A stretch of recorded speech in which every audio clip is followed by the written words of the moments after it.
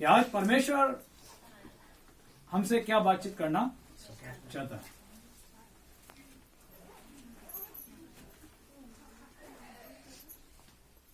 आज का जो संदेश है और वो यह है कि हम किस रीति से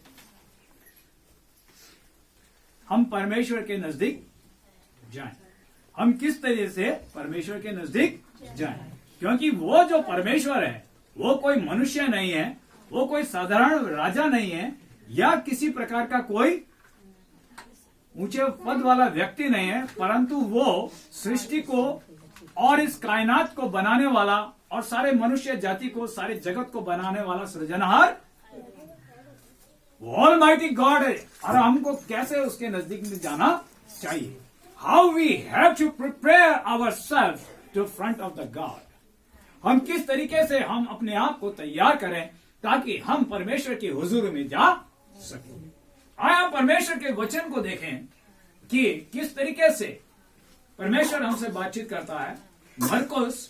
mark the book, mark chapter 14 verse 3 to 5। मरकुस की इंजील उसका 14वां अध्याय और उसके 3 पद से लेकर हम 5वें पद तक हम देखेंगे कि परमेश्वर हमसे क्या बातचीत करता है। यहां यूं लिखा है, जब वह बैतनिय्याह में शमौन कौड़ी के घर पर भोजन करने बैठा हुआ था, तब एक स्त्री संगमरमर के पात्र में जटामासी का बहुमूल्य शुद्ध इत्र लेकर आई और पात्र तोड़कर इत्र को उसके सिर पर उंडेला। परंतु कोई कोई अपने मन में रिसिया कर कहने लगे, इस इत्र का क्यों सत्यानाश किया गया, क्योंकि यह इत्र तो 300 दिनार से अधिक मूल्य में बेचा जा कर कंगालों में बांटा जा सकता था। इसमें अलग अलग इंजिलों के अंदर अलग अलग इसमें पार्ट्स दिए हुए हैं, भाग दिए हुए हैं इस वचन के बारे में। आज हम इस वचन पर गौर करेंगे कि परमेश्वर हमारे से किस रीति से बातचीत करता है इस कलीसिया से।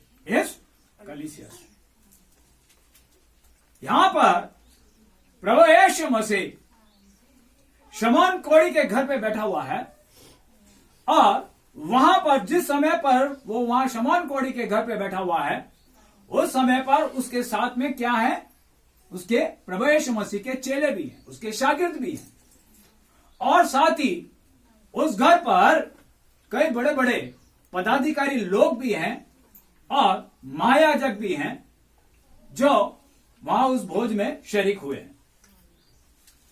और जब वो भोजन शुरू करते हैं और सब लोग वहां पर इकट्ठे होते हैं, एक स्त्री वहां पर प्रभु यीशु मसीह के पास आती है और उसके हाथ में एक संगमरमर का पात्र है और उस संगमरमर के पात्र में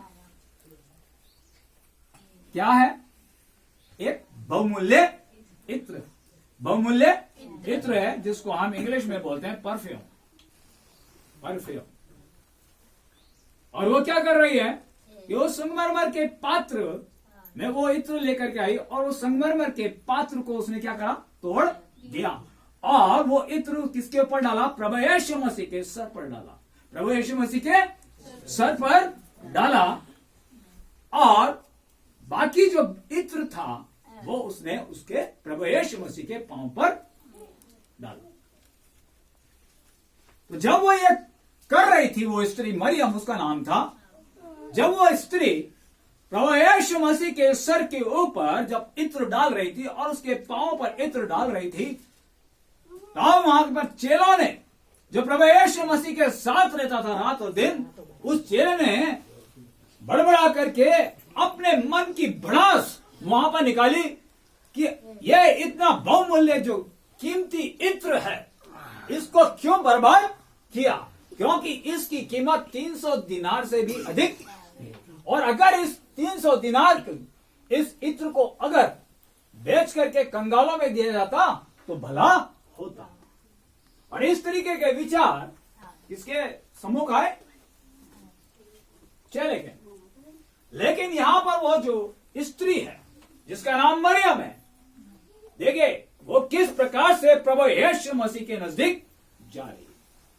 वो यह जानती थी जब उसका भाई लाजर जो मर चुका था और 4 दिन उसको मरे हुए हो चुके थे और दुनिया की कोई ताकत नहीं थी जो उसके भाई को, जो उसका इकलौता भाई था, उसको जिंदा कर दे, उसको जिंदा कर दे।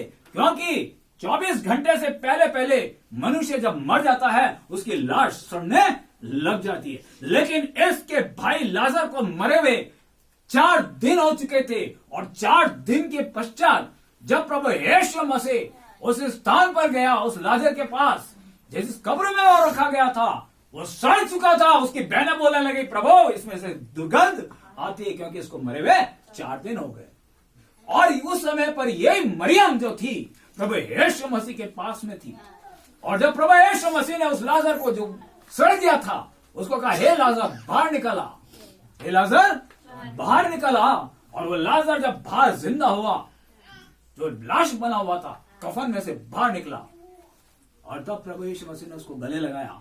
उस मरियम ने अपने भाई लाजर को देखा था और उस समय पर उसने प्रभु यीशु मसीह के महान सामर्थ्य को देखा और उसने ये जान लिया कि ये प्रभु यीशु मसीह साधारण कोई व्यक्ति नहीं है, या साधारण कोई महाराज नहीं है, या साधारण गुरु नहीं है, या कोई साधारण स्वामी नहीं है, परंतु यह जीवता परमेश्वर है, यह जीवता परमेश्वर है। और वो जान गई कि मुझे इस जीवते परमेश्वर के सम्मुख किस तरह से जाना चाहिए।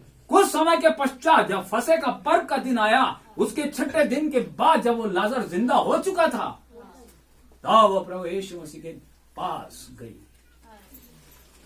और अपने हाथ में संगमरमर का पात्र लेके गई। उसके पास जो इत्र था वो एक बहुमूल्य पत्थर के अंदर रखा हुआ था। और वो संगमरमर जो होता है, वो जितने भी मार्बल्स होते हैं उनके अंदर सबसे बेशकीमती पत्थर कहलाता है, जिसकी कीमत बहुत ही ज्यादा होती है। और वो संगमरमर का जो पात्र था वो शुद्ध और पवित्र था, वो शुद्ध और पवित्र था। यानी वो जो इत्र था उसके अंदर वो शुद्ध पवित्र था, वो शुद्ध पवित्र था। उसमें कोई मिलावट नहीं थी। वो बर्तन जो था, जिस पात्र में वो लेके गई, वो बिल्कुल शुद्ध था, वो पवित्र था, बेशकीमती बर्तन था। वो संगमरमर का पात्र नंबर 1 पॉइंट। वो साधारण बर्तन के अंदर या साधारण शीशी के अंदर उस इत्र को लेके नहीं गई, लेकिन जो सबसे बेशकीमती पात्र था, वो वेसल था, वो जो मार्बल स्टोन था, that is a very precious stone in the world, that is marble, वो प्रभु यीशु मसीह के सम्मुख लेकर के गई। और जो इत्र उसके अंदर था, that is the pure perfume, there is no mixing them, उसमें कोई मिलावट नहीं थी और वो पवित्र था और शुद्ध था। और किसी और उस इत्र दूसरा वो कैसा था, बहुमूल्य था, कोई साधारण रुपयों का नहीं था, लेकिन सबसे उच्च क्वालिटी का, बेस्ट क्वालिटी का, सबसे बढ़िया परफ्यूम वो प्रभु यीशु मसीह के लिए लेकर गई। वहां पर लिखा है 300 दिनार से भी अधिक। आज आप देखें कि एक दिनार की कीमत जो है वो 175 या 178 रुपए के लगभग है।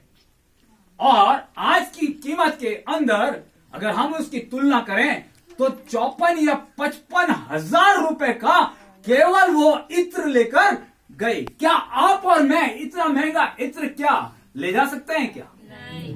लेकिन वो लेकर के गई कि मैं अपने जीवते परमेश्वर को वो इत्र जो सबसे बेशकीमती है उसको बढ़िया से बढ़िया मैं क्या करूं, उसको चढ़ाऊं, और वो भी शुद्ध, जिसमें कुछ भी मिलावट नहीं। और फिर उसने उस पर हाथ नहीं लगाया, उस पर हाथ नहीं लगाया। अगर हाथ लगाती तो वो अशुद्ध हो जाता। उसने उस पात्र को क्या करा, तोड़ा, और तोड़ करके सीधा कहां डाला? सर पर उंडेला। और कुछ इत्र कहां डाला? उसने उसके प्रभु यीशु मसीह के पांव में डाला। ध्यान दीजिए कि किस तरीके से वो प्रभु यीशु मसीह के सामने अपने आप को लेकर जा रही है। ऑलमाइटी गॉड, जो इस दुनिया का सर्वे सर्वा है, जो अल्फा और ओमेगा, आदि और अंत है, जिसने सारे कायनात को बनाने वाला, सृष्टि का कर्ता है, उसके सम्मुख कैसे जा रही है? और उसने अपने बालों को खोला और अपने बालों से उसके पांवों को पहुंचने लगी, अपने बालों को पहुंचने लगी। आए हम इस स्त्री के जीवन के बारे में देखें कि किस तरीके से उसने अपने आप को सरेंडर किया, अपना किस तरीके से अपना जीवन उस जीवते परमेश्वर प्रभु यीशु मसीह के सामने उंडेल दिया। वो संगमरमर का पात्र क्या है? वो संगमरमर का पात्र है उसका जिस्म, उसका बॉडी, उस मरियम का बॉडी। और ये मरियम जो थी बड़ी खूबसूरत थी, वो बड़ी दिखने में सुंदर और ब्यूटीफुल थी, और उसकी जैसी खूबसूरत स्त्री नहीं थी। वो संगमरमर के समान उसका बॉडी था,